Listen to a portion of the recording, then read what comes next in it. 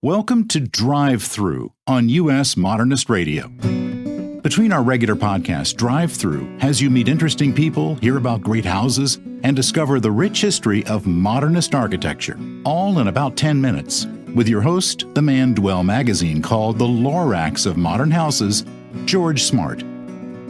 Hello, I'm George Smart. The Sarasota Mod Conference is held every November in Sarasota, Florida. Last year, the focus was on internationally known modernist architect Paul Rudolph.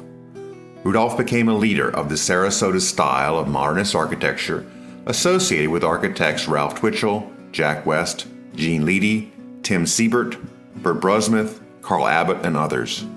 This style emphasized architecture in harmony with its coastal surroundings and elements such as open floor plans, terrazzo floors, an abundance of natural light, and flat roofs with wide overhangs.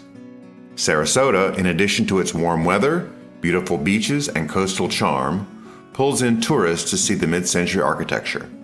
In this episode, taped at the Sarasota Mod Conference, I talk with Stephanie Grosskruetz, Managing Director of Visit Sarasota, the folks who want you down there as a design tourist.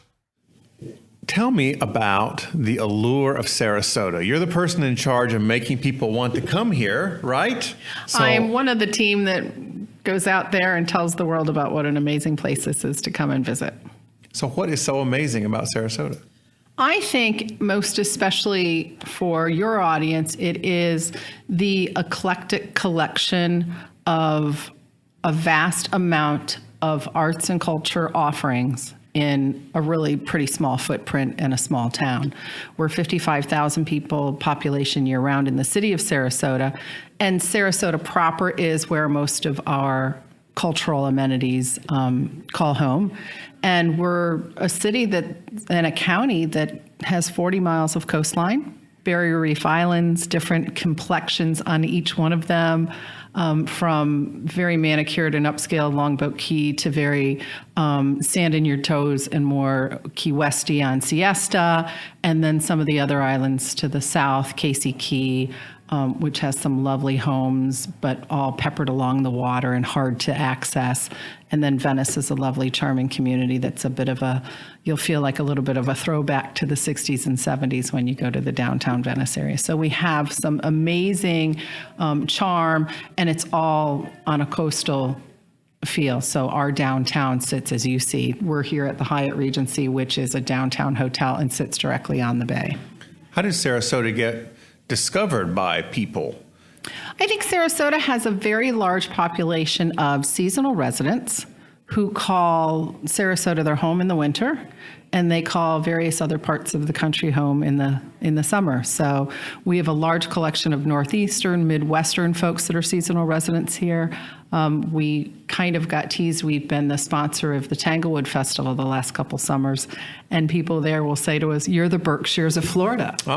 So there is.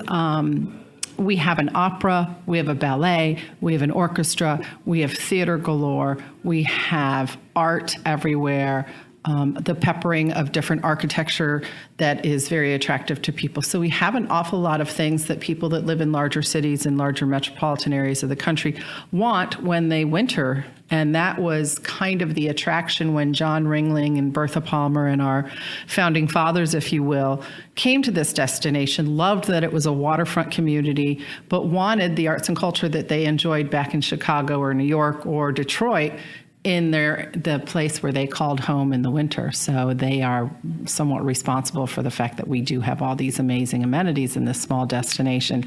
And we have a very generous arts and cultural base that supports these amenities for all of us to enjoy.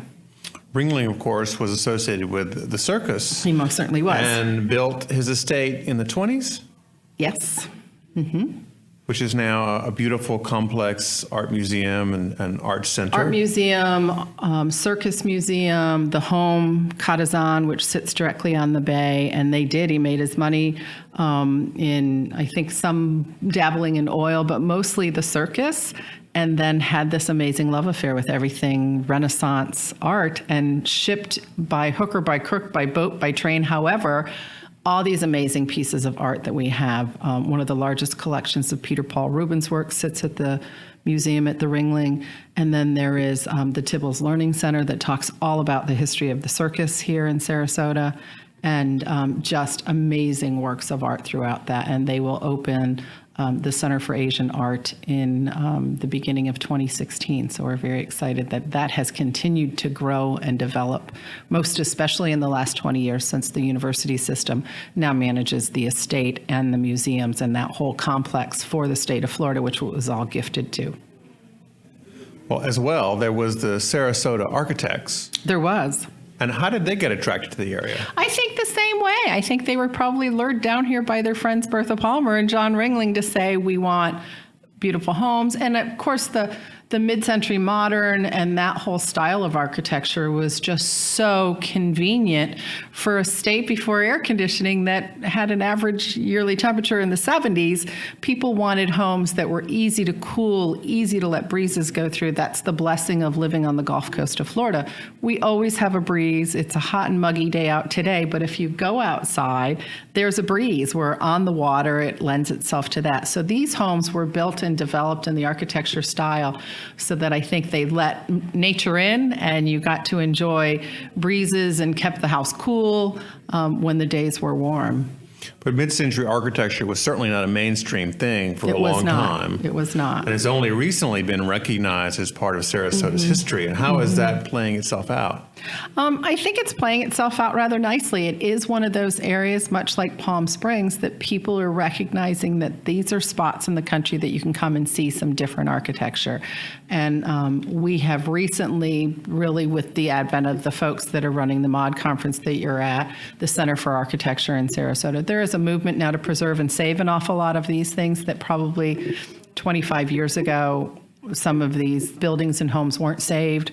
People, tear down and build big and that kind of thing. So there's a real movement to preserve and save an awful lot of it. There's a movement which we were blessed to finally get, which was the saving of the Sarasota High School, which is a Paul Rudolph building. Yes, sure. And it's really important that will now be the Sarasota Museum of Art, which will be a modern art museum controlled by the Ringling College of Art and Design. So that's exciting. We did unfortunately see the old Ringling Towers Hotel and some other things that just cost prohibitively. They couldn't save at the time. There wasn't the funding and the financing to save some of those buildings, but it's great that we now have a lot of this that people can enjoy and see. The Walker House that I imagine you'll see or have already seen up at the Ringling, which is a great project that anyone can go and see. And we've really done a big initiative in Sarasota County in the restoration of a lot of the public beach areas. And a lot of those early pavilions were Twitchell and Rudolph and those kind of folks. So there's been a big movement by the county to rebuild and rehab an awful lot of those places that sit right at our public beaches. The Keys outside of Sarasota were places that people gravitated to and hired a number of mid-century architects early on. But they were really considered to be oddities at the time.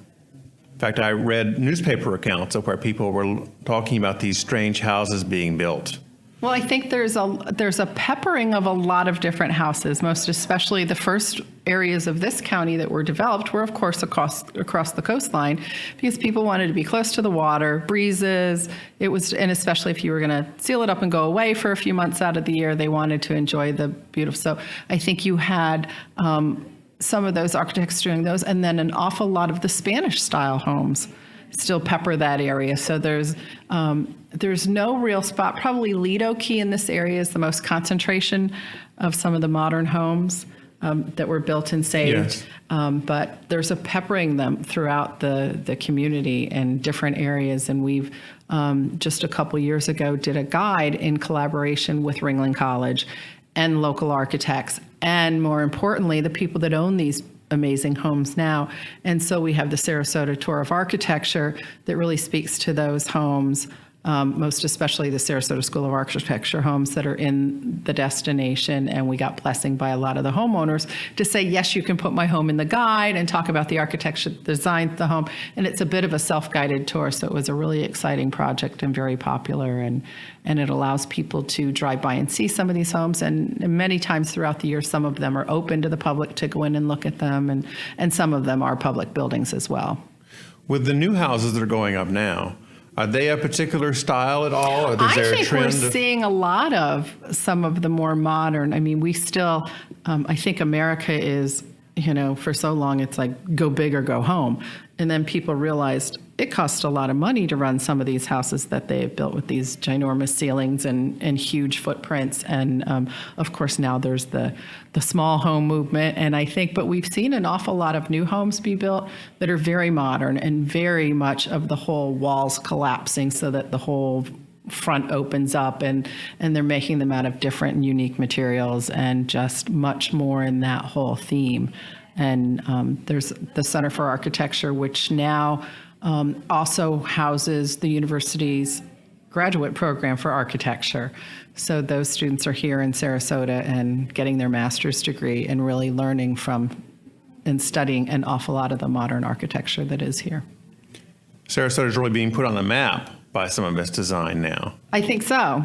We hope so. Do you see this Sarasota Mod Conference being an annual thing? This is the second year. It was very popular last year. We're thrilled it was able to continue, and I think there's a big interest in it, and it's a nice time of year. It kind of kicks off our season, if you will. We will start to get our seasonal residents will return, and then our most popular time of year, December through Easter, for visitors to the destination, tourists, and the like. So what does the population swell to during your high season? Well, the county will swell considerably, but the city of Sarasota itself is 55,000 annual residents and probably triples in size when you take into consideration the Barrier Reef Islands that probably run about a 30% resident base year-round, and then they'll swell to 100%. And then there's a tremendous amount of seasonal rentals out there as well for folks that will come for a month or 2 months and rent a condominium or a home on Siesta, Lido, Longboat, down in Venice area as well. Beautiful, beautiful. Well, thank you for coming and talk with me today. Thank you very much for having me. I appreciate it. Not a problem. Visit us on the web at USModernistRadio.org for links about people and buildings mentioned today. Our theme song is performed by Robinson Earl. US Modernist Radio and Drive Through is a production of North Carolina Modernist Houses, a nonprofit educational archive for the documentation, preservation, and promotion of residential design. I'm Tom Guild. Thanks for listening to Drive Through from US Modernist Radio.